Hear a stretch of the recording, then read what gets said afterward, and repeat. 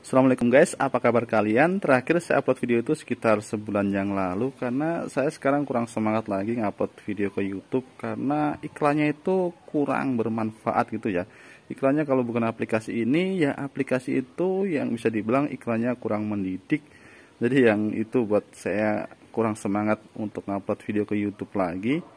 Tapi ya kalau ada iklan seperti itu di skip sajalah, daripada nonton iklan yang nggak berfaedah, mending di skip langsung ke kontennya.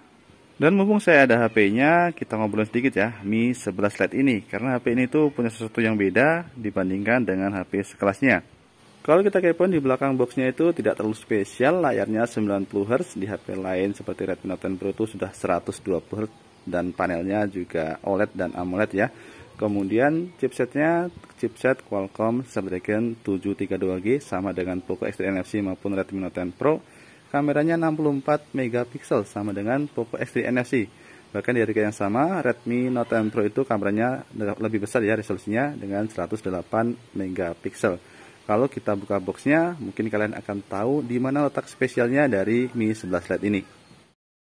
Dan sekarang saatnya kita bahas yang spesial dari Mi 11 Lite ini. Tentu bukan di bagian performa, karena kalau kita butuh performa, Poco X3 Pro lebih kencang dibandingkan Mi 11 Lite. Performanya ya mirip-mirip dengan Poco X3 NFC maupun Redmi Note 10 Pro karena chipsetnya sama, Qualcomm Snapdragon 732G. Saya akan bahas alasan orang beli HP ini tuh menurut saya adalah di bagian desainnya. Desain HP ini tuh cakep, sudah kaca di bagian belakang yang sudah dilapisi Corning Gorilla Glass juga. Dan HP ini tuh bisa dibilang paling ringan dan paling tipis untuk HP sekelasnya. 157 gram saja, dan ketebalannya itu di 6,8 mm. Jadi harus dikorbankan ya, tidak ada jack audio 3,5 mm di HP ini. Tapi di paket pembelian sudah disertakan konverter dari USB Type-C ke jack audio 3,5 mm. Untuk kamera belakangnya ada 64 megapiksel ditemani 8 megapiksel dan 5 megapiksel. Seperti HP Xiaomi yang lain, BAM-nya cukup tebal ya, cukup menonjol, jadi jangan lupa pakaikan case untuk melindungi kameranya. Dan untuk kamera depannya yang 16 megapiksel berbentuk punch-hole dan lubangnya tidak terlalu besar, jadi tidak terlalu mengganggu ya. Kemudian ini sudah dikasih screen protector bawaan ya di layar yang 6,55 in치nya ini.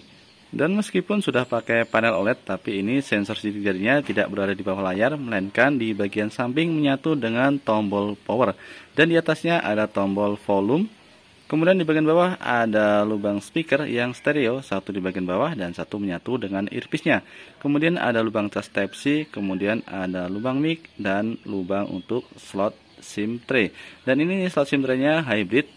Dan yang perlu kalian tahu, HP ini tuh sudah IP53, jadi tahan dengan percikan ya. Jadi tidak boleh direndam, kalau kena percikan sih masih aman. Dan walaupun ini bodinya tipis ya, 6,8 inci, 6,8 inci lagi, 6,8 mm dan tidak terlalu berat di angka 157 gram. Baterainya ini cukup besar, baterainya 4000 mAh lebih. Dengan bodi yang setipis ini, baterai ukuran segitu termasuk baterai yang besar ya, karena pintar sekali Xiaomi menyematkan baterai 4000 mAh lebih dengan bodi setipis ini 6,8 mm. Dan chargerannya juga cukup kencang, 33 watt yang sudah dikasih di paket pembeliannya.